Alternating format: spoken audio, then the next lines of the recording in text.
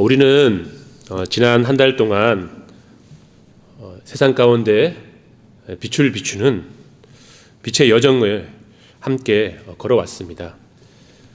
오늘 그 찬란한 여정의 마침표를 찍는 마지막 5번째 시간입니다. 오늘 말씀이 기억이 나십니까? 말씀을 우리가 들으면서 너희는 세상에 일어나 빛을 발하라라고 하는 우리의 소명도 우리가 알게 되었고, 내가 세상의 빛이라고 하는 정체성도 알게 되었습니다.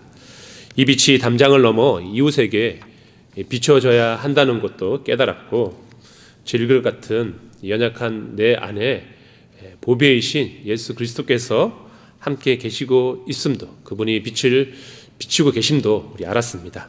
그렇다면 이제 그 빛을 가진 우리가 내가 과연 어떻게 살아가야 하는가, 세상 사람들이 우리의 어떤 모습을 보고 우리가 빛인지 알 수 있을까, 이런 질문을 던질 수가 있습니다. 오늘 말씀은 우리 5주간의 이 대장정을 마무리하면서 이 무릎에 대해 우리에게 가장 실제적이고 강력한 권면을 던집니다. 우리 본문 8절 말씀을 함께 읽겠습니다. 너희가 전에는 어둠이더니 이제는 주 안에서 빛이라, 빛의 자녀들처럼 행하라. 아멘. 오늘 말씀을 통해 하나님께서는 이제 우리가 그냥 우리가 빛이다 라고 하는 그것을 아는 상태에 머물러 있는 것이 아니라 삶의 자리에서 빛의 삶을 살아가라, 빛의 열매를 맺으라, 행하라 라고 우리에게 강력하게 권면합니다. 빛은 숨겨둘 수 없습니다. 빛이 비춰지는 그곳에는 반드시 생명이 살아나고 열매가 맺혀질 수밖에 없습니다. 그래서 오늘 시리즈의 마지막 주제는 빛의 열매를 맺으라는 것입니다. 오늘 우리가 함께 맺어야 할 열매가 무엇인지, 그리고 어떻게 영적인 잠에서 깨어나서 어두운 세상을 비출 수 있는지 함께 나누겠습니다. 오늘 말씀을 통해 우리의 일상이 관념적인 빛에 그치지 않고 누군가를 살리고 세상을 변화시켜 나아가는 실제적인 열매로 가득 차게 되기를 주님의 이름으로 축복합니다. 오늘 본문을 기록한 사도 바울은 우리가 빛의 자녀라는 사실을 증명하는 구체적인 성적표로 열매를 제시합니다. 본문 9절을 다 함께 읽어보겠습니다. 빛의 열매는 모든 착함, 의로움과 진실함에 있느니라. 아멘. 주님께서도 우리가 구원받았는지, 우리 안에 주님이 계시는지 열매를 통해서 알게 될 것이다 라고 말씀하셨습니다. 그러니 우리가 그리스도를 품은, 주님의 그 빛을 품은 하나님의 자녀라면 열매를 통하여서 그것을 증명해내야 합니다. 우리는 빛의 자녀가 맺어야 할 3가지 핵심 덕목이 무엇인지 우리 9절 말씀에 명확하게 나와 있습니다. 첫 번째 열매는 착함입니다. 이 착함은 타인을 향한 따뜻한 빛입니다. 여기서 말하는 착함은 단순히 성격이 온순한 것, 혹은 법 없이도 잘 살 사람이라는 뜻이 아닙니다. 헬라어 원어의 의미로 살펴보면 이 착함은 적극적인 선함을 뜻합니다. 즉 타인의 유익을 위하여서 기꺼이 나 자신을 움직이는 그 힘이 바로 착함입니다. 오늘날 세상은 참 각박하지요. 나만 잘 살면 돼, 나만 아니면 돼 라고 하는 그런 이기심이 어두움처럼 세상 곳곳에 깔려 있습니다. 남을 밟아야만 내가 올라갈 수 있는 그런 사회적 구조 속에서 선을 행하고 착한 일을 한다라고 하는 것은 때로는 손해가 되는 것처럼 느껴질 수 있습니다. 그러나 여러분들 기억하시기 바랍니다. 빛의 자녀는 달라야 합니다. 세상과 똑같은 모습을 가지고는 절대로 세상을 변화시켜 나갈 수 없습니다. 빛은 스스로를 태워서 자신을 희생시켜서 어둠을 밝게 비칩니다. 성경적 착함은 고난당하는 이웃을 보고 저 사람 참 안 됐네, 어떻게 하면 좋아 라고 하면서 생각하는 것으로만 그쳐서는 안 됩니다. 그 곁에 다가가 손을 붙잡고 함께 울어줄 수 있는 그것이 바로 성경이 말하는 착함입니다. 우리의 구별된 삶의 모습을 통하여서 바로 세상 가운데 빛을 비춰지게 되는 것이죠. 우리 에베소서 2장 10절 말씀을 함께 읽겠습니다. 우리는 그가 만드신 바라 그리스도 예수 안에서 선한 일을 위하여 지으심을 받은 자니 이 일은 하나님이 전에 예비하사 우리로 그 가운데서 행하게 하려 하심이라. 아멘. 우리는 그리스도 예수 안에서 선한 일을 위하여서 지음 받았다라고 선포합니다. 우리가 이 땅 가운데 지음을 받은 그 목적은 하나님의 영광을 드러내는 것인데, 그 영광을 어떻게 드러내느냐? 바로 선한 행실을 통하여서 하나님께 영광을 드러내고 그것을 위하여서 우리가 지음 받았다라고 합니다. 우리 갈라디아서 6장 9절 말씀도 함께 읽겠습니다. 우리가 선을 행하되 낙심하지 말지니 포기하지 아니하면 때가 이름에 거두리라. 아멘. 이 땅 가운데 착한 행실, 선한 삶을 통하여서 이 땅을 변혁시켜 나아가고 싶지만 여러분들 어떻습니까? 쉽지 않아요. 손해보는 것 같아요. 오히려 사람들은 어리석다라고 이야기합니다. 하지만 포기하지 않으면, 끝까지 묵묵히 우리에게 주어진 그 믿음의 길, 선한 길로 나아가면 반드시 거룩한 변화가 나타나게 됩니다. 포기하지 않으면 때가 이름에 거두리라. 눈물로 씨를 뿌리는 자는 반드시 기쁨으로 거두게 되는 것입니다. 악에게 지지 말고 손으로 싸워서 악을 이기기를 바랍니다. 두려움을 몰아낼 수 있는 저 여러분이 되기를 바랍니다. 친절을 베풀고 남들이 하기 싫은 일을 내가 먼저 하고 원망보다 칭찬과 격려의 말을 건네고, 이런 착한 빛으로 세상은 다시금 환하게 빛나게 될 것입니다. 두 번째 열매는 바로 의로움입니다. 의로움은 하나님을 향한 바른 빛입니다. 착함이 관계의 덕목이라면 의로움, 이 의는 바로 기준의 덕목입니다. 무엇이 옳고 무엇이 그른가에 대한 하나님의 기준을 품는 것입니다. 세상은 우리에게 끊임없이 이렇게 유혹을 합니다. 이번 한 번만 눈 감아. 다들 그렇게 살아. 그게 지혜로운 거야. 이번만 넘어가면 더 편하게 살 수 있어 라고 하면서 우리로 하여금 자꾸 불의의 삶을 살아가도록, 불의의 삶이 마치 괜찮은 것인 양 우리를 유혹합니다. 우리를 타협합니다. 이때 빛의 자녀는 질문을 해야 합니다. 사람들이 뭐라 하는가, 그 사람들의 시선을 의식하는 것이 아니라 우리의 시선을 하나님께로 올려서 그분을 의식하면서 지금 내가 하는 말, 내가 하는 행동, 그것이 과연 하나님께서 기뻐하는 것인가, 하나님께서 내가 하는 그것을 무엇이라 말할 것인가를 물어야 합니다. 빛이 비치면 구석에 숨겨진 먼지가 드러나듯이 그리스도인의 의로운 삶은 세상에 불의를 비추는 거울이 됩니다. 우리가 이 땅 가운데 의롭게 살아가게 될 때 이 땅에 숨어져 있는 그런 불의가 밖으로 드러날 수밖에 없다라고 하는 것이죠. 드러나야지 깨끗하게 청소할 수 있습니다. 빛이, 우리 마태복음 6장 33절 말씀을 우리 한번 읽어보겠습니다. 그런즉 너희는 먼저 그의 나라와 그의 의를 구하라. 그리하면 이 모든 것을 너희에게 더하시리라. 아멘. 이 말씀은 예수님께서 제자들에게 기도를 가르쳐 주실 때 맨 마지막 결론의 말씀으로 들려주신 말씀입니다. 우리가 가장 먼저 구해야 하는 것은 하나님의 나라와 의라고 말씀하십니다. 의는 하나님의 통치 방법입니다. 하나님의 나라는 그 의를 통하여서 이루어지게 되는 것이죠. 이 땅 가운데 하나님의 나라가 이루어지기를 꿈꾸면서 우리가 의를 행하며 나아가야 합니다. 이것이 하나님의 주권을 인정하는 우리의 믿음의 고백입니다. 우리가 의를 구하며 행할 때 하나님께서 의롭게 사는 백성들을 어떻게 해주신다고 하시죠?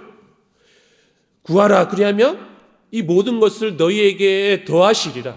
우리가 하나님 나라와 의를 구하며 의로운 삶을 살아가기 위해 몸부림칠 때 사람들은 너는 손해보게 될 거야 라고 말할지 모르겠지만, 하나님께서는 우리에게 필요한 모든 것들을 채워주시고 공급해 주시고 우리의 삶을 책임져 주신다라고 하는 것입니다.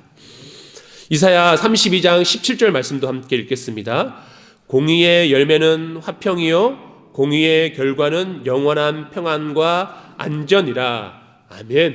불의한 세상에서 맞서 의롭게 살아갈 때에 우리에게 위험스러운 것이 순간적으로 찾아올지는 모르겠지만, 오늘 이사야 말씀은 우리에게 최종의 그 결과는 뭐라고 말씀하시죠? 바로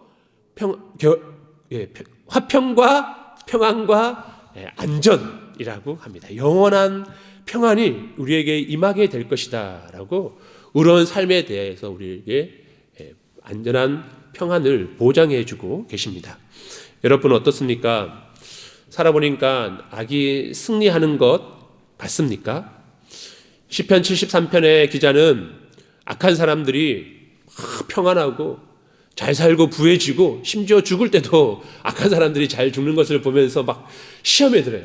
야, 내가 넘어질 뻔하였노라 라고 고백을 합니다. 하지만 하나님의 임재 앞에 나아가게 될 때, 하나님 앞에 서게 될 때 결국 악인들이 망하게 되는 것을, 하나님께서 의로 그들을 통치하게 되는 것을 보면서 하나님 앞에 의롭게 살아가는 것이 하나님께서 기뻐하시고 지혜롭게 살아가는 것이라는 것을 깨닫게 됩니다. 여러분들, 악은 결국 드러나게 됩니다.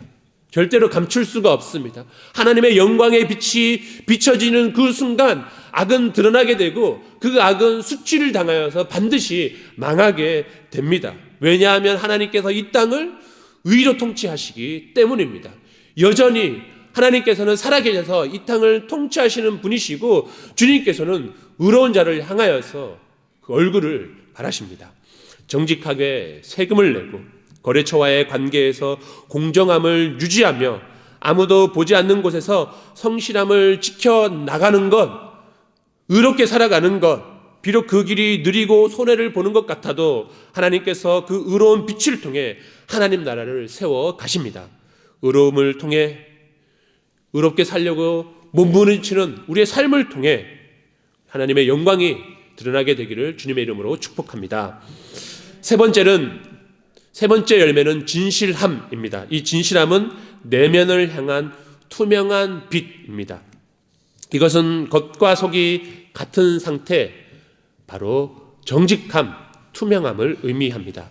어둠의 특징은 감추는 것입니다. 사람들은 자신의 약점과 죄를 감추기 위해서 자꾸 화려한 가면을 찾고 그것을 쓰기 위해서 애씁니다. 하지만 가면이 많으면 많아질수록 그 영혼은 병들고 죽음을 향해, 사망을 향해 갈 수밖에 없습니다. 빛 앞에 서면 모든 것이 드러납니다. 진실한 성도는 하나님 앞에서 숨길 것이 없는 사람입니다. 자신의 연약함을 인정하고 자신의 잘못을 정직하게, 솔직하게 용서를 구할 줄 아는 그 용기가 바로 정직함입니다. 흔히 성도를 향하여서 과일로 비유할 때가 있죠. 겉과 속이 다른 사람은 수박 같은 성도라고 하고요, 겉과 속이 같은 사람은 토마토 같은 성도라고 이야기합니다. 여러분은 수박 같은 성도입니까? 아니면 토마토 같은 성도입니까? 예수님께서 마태복음 23장에서 겉모습만 화려했던 이 외식하는 바리새인들을 향하여서 아주 강력한 경고를 날리십니다. 우리 마태복음 23장 25절에서 26절 말씀을 함께 읽겠습니다. 화 있을진저 외식하는 서기관들과 바리새인들이여, 잔과 대접의 겉은 깨끗이 하되 그 안에는 탐욕과 방탕으로 가득하게 하는도다. 눈먼 바리새인이여, 너는 먼저 안을 깨끗이 하라. 그리하면 겉도 깨끗하리라. 아멘. 예수님께서는 죄에 빠진 사람들을 웬만하면 정죄하지 않으시고 품어주시고 용납하여 주시고 그들의 상한 마음을 치료해 주셔서 믿음의 길로 나아갈 수 있도록 도와주셨어요. 그런데 외식하는 이 종교 지도자들을 향해서는 아주 따끔하게 화를 선포하시면서 때로는 강하게 그들을 비판하셨습니다. 오늘 말씀에 기록된 것처럼 서기관들과 바리새인들을 향하여서 화가 있을 것이라고, 너희는 너희 마음 안에 탐욕과 방탕이 가득하다라고 하면서 아주 강하게 그들을 비판했습니다. 예수님께서 왜 이렇게 강하게 비판했을까요? 그들이 이미 너무 외식하는 그 어두움 가운데, 그 죄악 가운데 익숙해져서 돌이키지 못하기 때문입니다. 그들의 정신을 깨우기 위해서 아주 강하게 선포하신 것이죠. 하지만 그들은 완악한 마음 가지고 끝까지 돌이키지 않고 결국 예수 그리스도의 십자가에 못 박았습니다. 주님은 겉만 번지르한 이 수박 같은 신앙을 결코 가만히 내버려 두지 않으십니다. 어둠은 자꾸 겉을 포장하고 감추려고 하지만 빛은 모든 것을 투명하게 드러냅니다. 우리가 빛의 자녀라고 한다면 우리를 투명하게 드러내어서 예수 그리스도 그 빛으로 우리에 있는 모든 탐욕과 방탕을 다 도려내야 하는 것이지요. 그래서 겉과 속이 똑같아질 때 우리를 통하여서 하나님의 그 영광의 빛이 이 땅 가운데 바르게 비춰질 수 있는 것입니다. 그러니 빛의 자녀는 토마토와 같아야 합니다. 교회에서의 모습과 가정에서의 모습이 동일해야 합니다. 사람 앞에서 하는 말과 하나님 앞에서의 우리 마음 중심이 동일해야 합니다. 화려한 가면을 벗어버리고 나의 연약함과 내면까지 하나님 앞에, 그리고 사랑하는 우리 공동체 앞에 솔직하게 드러내는 이 정직함, 이것이 바로 우리가 맺어야 할 세 번째 열매, 정직함, 진실함입니다. 거짓을 멀리하고 말과 행동이 일치하려는 그 애쓰는 그 투명함이 세상 가운데 예수 그리스도 그분의 빛을, 그 복음을 전할 수 있는 강력한 통로가 될 것입니다. 사도 바울은 우리가 맺어야 할 이 세 가지, 착함과 의로움과 우리 정직함, 이 세 가지를 우리의 삶의 열매로 맺어야 할 것을 말씀하시면서 관념적인 빛에 머물지 않고 실제적인 열매를 맺기에 꼭 기억해야 할 두 가지 실천 원리도 제시해 주고 있습니다. 첫 번째는 내 기쁨이 아닌 주님의 기쁨을 분별하라고 합니다. 본문 10절 말씀도 함께 읽겠습니다.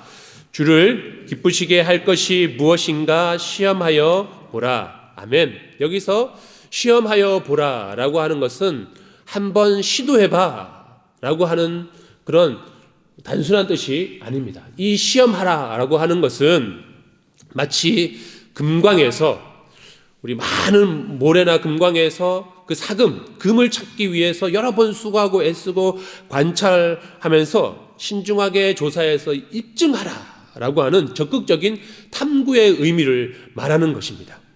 다시 말해 주님을 기쁘시게 할 것이 무엇인지 시험하라라고 하는 것은 우리의 생각, 내 기준, 내 기쁨을 위해서 이것을 행하는 것이 아니라 매 순간 하나님께서 원하시는, 하나님께서 기뻐하시는 그것이 무엇인지 그 기준을 바라볼 수 있어야 한다라고 하는 것입니다.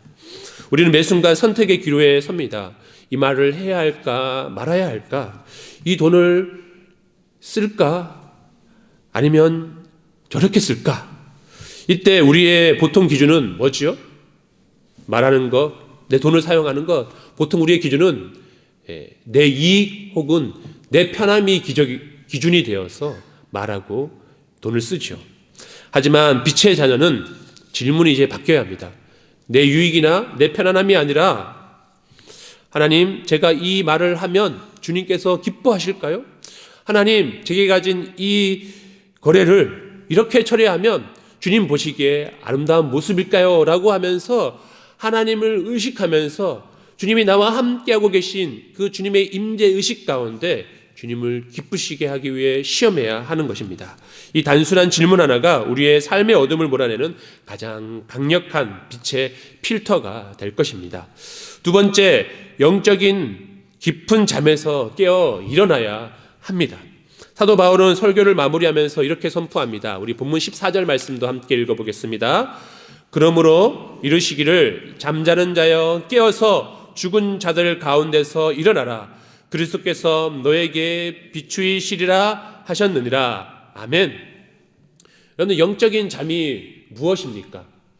영적으로 잠에 들었다라고 하는 것은 세상의 가치관과 기준이 너무 익숙해져서 죄를 지으면서도 죄책감을 느끼지도 못하고 또 죄의 공격을 받아도 아프지도 않고 하나님 없이 살아가고 있으면서도 불구하고 하나님을 두려워하지도 않고 불안해하지도 않는 그런 영적 무지의 상태를 말합니다.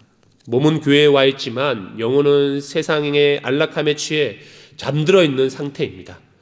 죽은 자들과 똑같이 누워 잠들어 있다면 우리는 결코 빛을 발할 수 없습니다.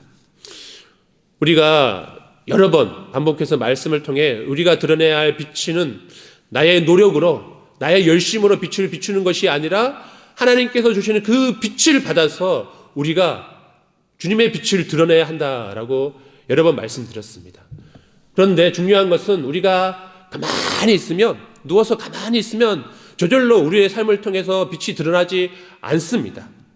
뭔가 노력을 하라는 것도 아니죠. 하지만 우리가 잠에서 깨어나 일어날 때, 즉 어둠의 자리에 박차고 일어나야지만, 어둠에 머물러 있으면 아무것도 할 수 없습니다. 하지만 그 자리에서 박차 영적인 잠에서 깨어 일어나 하나님의 영광을 바라볼 때에 우리를 통해 그리스도의 영광스러운 빛이 우리를 통과해서 세상에 흘러가게 되는 것입니다. 무기력하게 주저앉아있던 그 자리, 다들 그렇게 사는데 뭐라고 하는 그 타협의 자리에서 일어나시기를 주님의 이름으로 권면드립니다.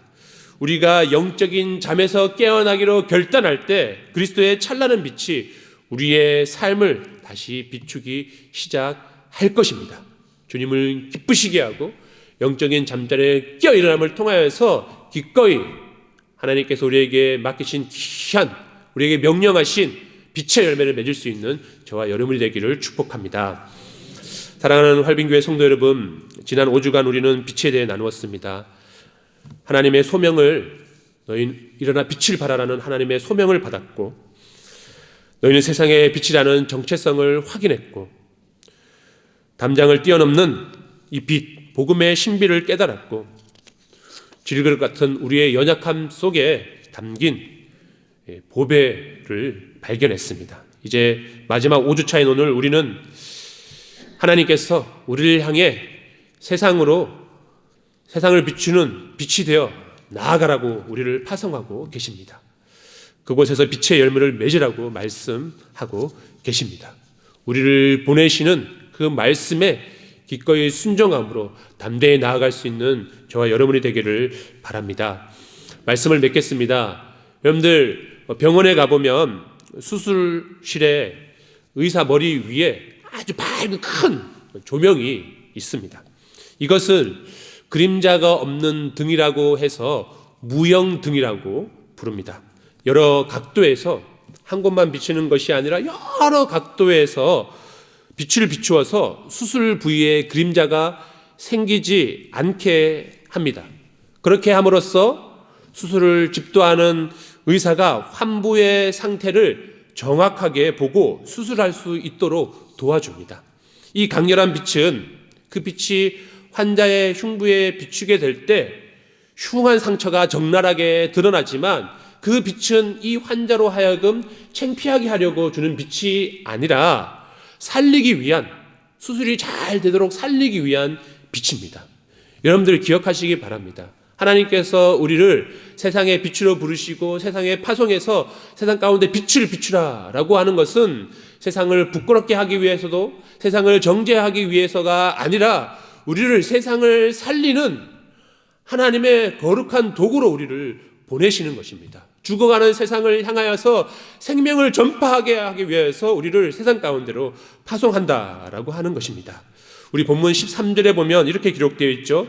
책망을 받는 모든 것은 빛으로 말미암아 드러나나니라고 기록되어 있습니다. 여러분들, 우리가 세상 가운데로 나아가 빛을 발하게 될 때에 세상 사람들이 잘못된 길을 깨닫고 그 빛을 통하여서 하나님의 영광의 빛으로 나오게 되기를 하나님께서 우리를 통하여 그렇게 일하시기를 꿈꾸고 계십니다. 우리가 세상의 죄악을 향해 빛을 비추고 의롭게 살아서 그들의 어둠을 드러내는 것은 바로 이 생명, 예수 그리스도 그 생명을 전하기 위함입니다. 세상의 환부를 비추는 거룩한 무영등이 됩시다. 우리의 선하고 의롭고 정직한 그 빛이 닿는 곳마다 썩은 부위가 도려 나가고 생명이 살아나는 역사가 일어나게 될 것입니다. 이번 한 주간 잠에서 깨어나 주님을 기쁘시게 하는 선택을 통해 세상 곳곳에 착함과 의로움과 우리 정직함을 열매를 맺을 때 우리 주 예수 그리스도의 그 이름이 전파되어지기를 주님의 이름으로 축복합니다. 아멘. 함께 기도하겠습니다. 사랑과 은혜가 풍성하신 하나님 아버지, 지난 5주간 캄캄한 어둠 그 자체였던 저희를 찾아오셔서 너희는 세상의 빛이라 불러주신 그 크신 은혜를 감사드립니다. 오늘 말씀처럼 우리가 전에는 어둠이었으나 이제는 주 안에서 빛이 되었음을 믿음으로 선포합니다. 주님, 이제 예배당 문을 나서 세상으로 나아가는 사랑하는 활빈교회 모든 성도들을 붙들어 주셔서 빛의 열매를 맺게 하여 주옵소서. 저희가 겉과 속이 다른 수박 같은 신앙인이 아니라 안과 밖이 동일한 토마토 같은 진실한 빛의 자녀가 되게 하여 주옵소서. 세상의 유혹 앞에서 타협하지 않는 의로움을 주시고 각박한 이웃을 품을 수 있는 착함, 주님을 닮은 선함을 주옵소서. 그래서 하나님 앞에서 거짓 없는 진실함의 열매를 맺게 하여 주옵소서. 주님, 특별히 간과 앞기는 고단한 현실 속에서 삶의 무게로 신음하는 주님의 자녀들이 있습니다. 경제적인 어려움과 육신의 질병과 관계의 아픔이라는 깊은 마음을 지나는 이들에게 오늘 약속하신 말씀이 이루어지게 하여 주옵소서. 저들의 눈물을 닦아주시고 저들 가운데 있는 모든 어둠을 몰아내 주셔서 하나님의 그 생명의 빛이, 그 풍성함이 가득함으로 말미암아 삶이 회복되어지고 감사가 넘치게 하여 주옵고 기쁨이 충만하게 일어날 수 있도록 주여 은혜를 허락하여 주옵소서. 우리의 영원한 소망 되시는 우리 구주 예수 그리스도의 이름으로 기도합나이다. 아멘.